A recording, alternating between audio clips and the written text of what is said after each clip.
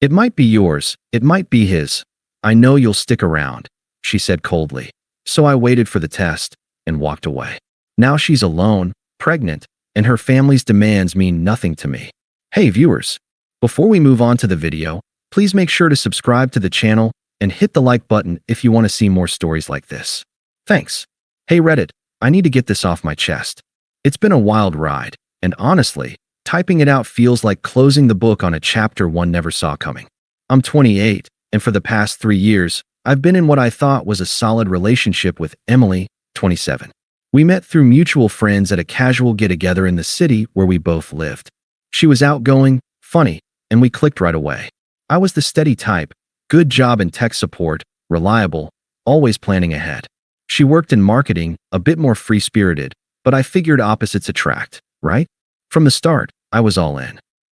I wasn't just dating her, I was building something. Early on, when she lost her job during a rough patch 2 years ago, I covered our rent for months without a second thought. I picked up extra shifts, cut back on my own stuff, even turned down a promotion that would have meant relocating because she wasn't ready to move. We're a team, I'd tell her, and I meant it. I remember one night, after a long day, she came home stressed from job hunting, and I surprised her with her favorite takeout and a massage. She looked at me with those eyes and said, "You're the best thing that's ever happened to me." Flashbacks like that hit hard now, but back then, they fueled me. We talked about the future a lot, marriage, kids, the whole deal. I wasn't pushing, but I was committed. Last year, I even started saving for a ring, stashing away bits from my paycheck. Emily seemed on board. She'd send me links to baby names or houses in quieter neighborhoods. Someday, she'd say with a wink. I sacrificed weekends with friends to help her with her side hustle, designing graphics for her freelance gigs. I was the one fixing her car when it broke down, driving her to appointments, being the rock. And yeah, things weren't perfect. Every couple has ups and downs, but I never doubted us. Until about 6 months ago. It started subtly. She was more distant, always on her phone, laughing at messages she'd hide when I walked in. I chalked it up to work stress or hormones, especially when she started feeling off. Then, one evening after dinner, she sat me down on the couch in our small apartment.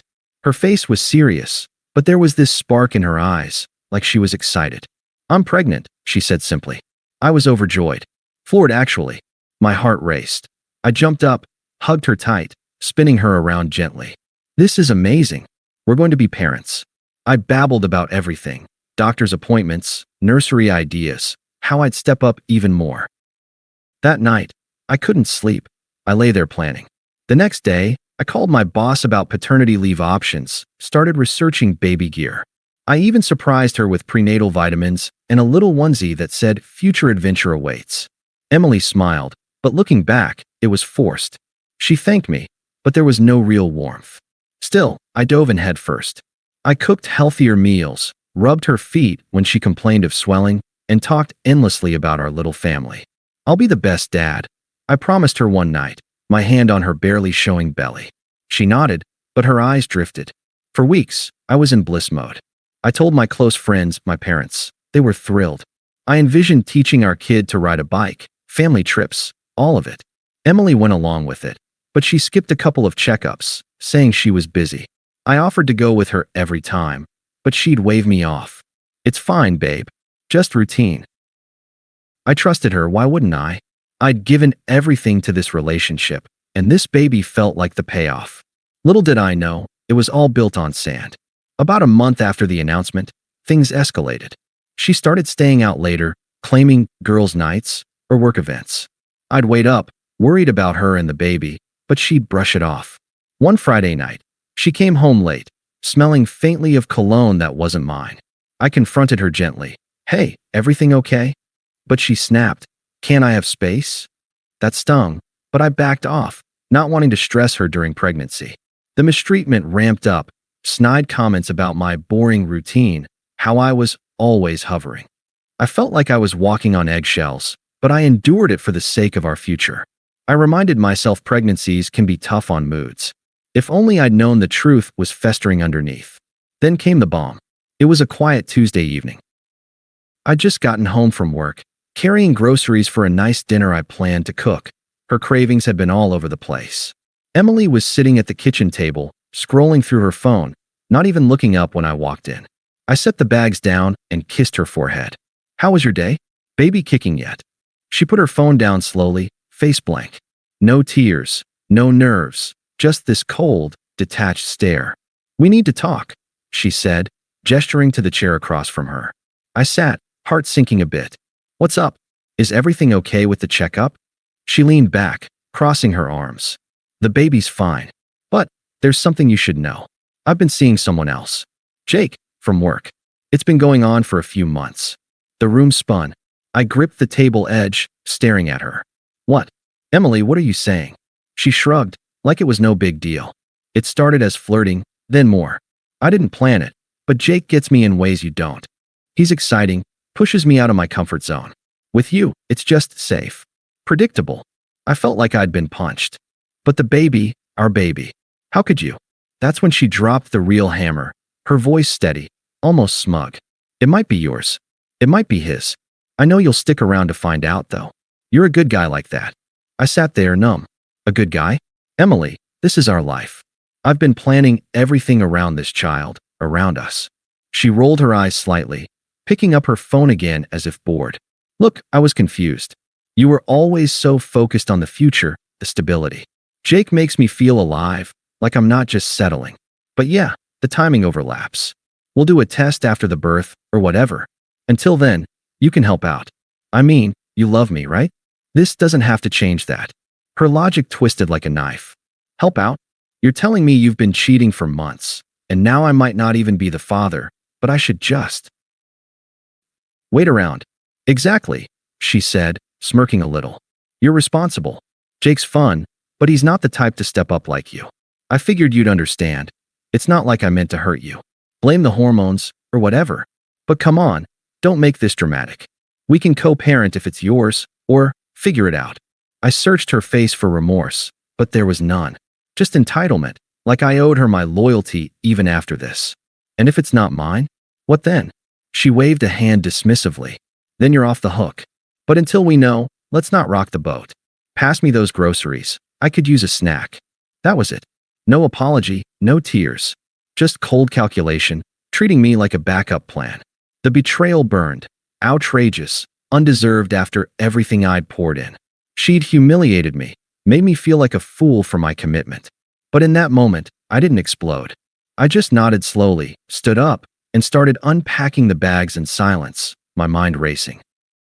The days after that confession were a blur of quiet hell. I didn't beg her to choose me or confront Jake.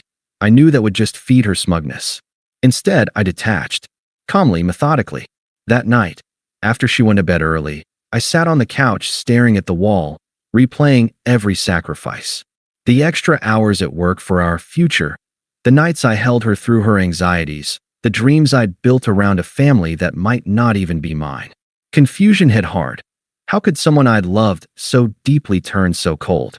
It felt unfair, like the universe was mocking my loyalty. But I didn't lash out. I breathed, thought it through. The next morning, over coffee, I kept it simple. We'll do the paternity test. Prenatal if possible, to know sooner. She looked surprised I wasn't fighting. Okay, good. See, you're handling this maturely. I didn't respond to that. Internally, though, I was done. I contacted a clinic quietly, scheduled the test for a few weeks out. It was non-invasive, just blood draws. In the meantime, I started pulling back. I moved my things to the spare room without fanfare. For space, I told her when she asked. She shrugged, probably relieved. Those weeks, I let the silence settle. I went to work, hit the gym after, started journaling my thoughts. Anything to process without exploding. Friends noticed I was off, but I kept it vague. Relationship stuff. Inside, the unfairness gnawed. I'd been mistreated, manipulated into excitement over a lie. Flashbacks to her pregnancy announcement replayed, twisting from joy to poison. But I sat with it, let the confusion fade into resolve. No emotional outbursts, just dignity. I canceled the baby gear orders, stopped talking futures. When she tried small talk, I'd reply politely but briefly. Emily noticed the shift eventually. You're being weird, she'd say. Lighten up, it's not the end of the world. I'd nod. Just focusing on facts. No more foot rubs, no more hovering. I disappeared emotionally, preparing for whatever the test said. If it was mine, I'd co-parent responsibly. If not, well, that bridge would come. I even started looking at apartments online, subtly packing non-essentials. The emotional middle stretched, days of quiet reflection, realizing her betrayal had freed me from a toxic dynamic I'd ignored. I wasn't begging, I was building an exit. When the test day came, we went together, silent in the car. Results would take a week. I dropped her off after, then went home alone to think. No drama, just detachment. Whatever happened next, I was ready to walk away with my head high. The test results came back a week later. I got the email while at work, sitting in my cubicle staring at the screen. Non-paternity confirmed. Simple as that. No match. The baby wasn't mine. A wave of relief mixed with the lingering ache of betrayal washed over me. It was over. No ties, no obligations. But for Emily, that's when karma started swinging. I called her from the parking lot, keeping it factual. Results are in. It's not mine. There was a pause on her end, then a sharp intake of breath. What? That can't be right. Let me see the report. I forwarded it without comment. Later that evening, back at the apartment, I hadn't fully moved out yet, tying up loose ends. She was pacing, phone in hand. Turns out, she'd already texted Jake the news. His response? Radio silence at first, then a curt message. Not my problem. We were just having fun. He blocked her after that, from what she ranted about. Jake, the exciting guy from her office, wanted nothing to do with fatherhood or her drama. He'd been stringing her along, probably seeing others too, based on the rumors that trickled back through mutual work acquaintances. Emily unraveled fast. Pregnant and alone, she lost her edge. That smug confidence evaporated. Her job put her on maternity leave early due to stress. But really, it was the office gossip mill churning. People knew about the affair. Whispers turned to isolation. Friends who'd cheered her glow up started distancing themselves when the truth surfaced. No one wants to side with the cheater in a mess like this. Financially, she was stretched thin. Without my support covering extras, bills piled up. She spent days on the couch, scrolling job sites half-heartedly, complaining about nausea and loneliness. I saw it all in glimpses as I packed, but I didn't engage. Karma didn't need my help. It was hitting her square, exposing the fragility of her choices. The woman who dismissed me as predictable was now facing the unpredictable fallout of her betrayal, discarded just like she'd discarded me. It didn't take long for her to pivot back to me. At first, it was subtle, a text the day after the results. Hey, can we talk? This is harder than I thought. I didn't respond. Why would I? But that opened the floodgates. A couple days later, a voicemail. Look, I know you're mad, but I made a mistake. Jake's a jerk, he bailed. The baby's coming in a few months, and I could use some help. We were good together, right? Let's figure this out. I listened, then deleted it. No sympathy stirred. Her words just highlighted the hypocrisy. She'd justified cheating with excitement. But now stability was appealing again? Still, I stayed silent, focusing on my new routine. Apartment hunting, therapy sessions where I unpacked the confusion, runs in the park to clear my head. Her attempts escalated. About a week later, she showed up at my work during lunch. I'd mentioned my schedule once, forgetting she'd remember. I was grabbing coffee in the lobby when she approached, belly more pronounced, eyes puffy but determined. Please, she said, voice low but urgent. I need you. This baby's innocent in all this. You were so excited before, don't punish it for my screw-up. I set my cup down, keeping my tone even. Emily, the baby isn't mine. That's a fact. She stepped closer, desperation cracking her facade. But you could be there. Step up, like a real man. I chose wrong with Jake. He used me. But you're different. We can start over. Raise this kid as ours. I miss us. Her hypocrisy shone through, twisting real man, like she'd never mocked my kindness.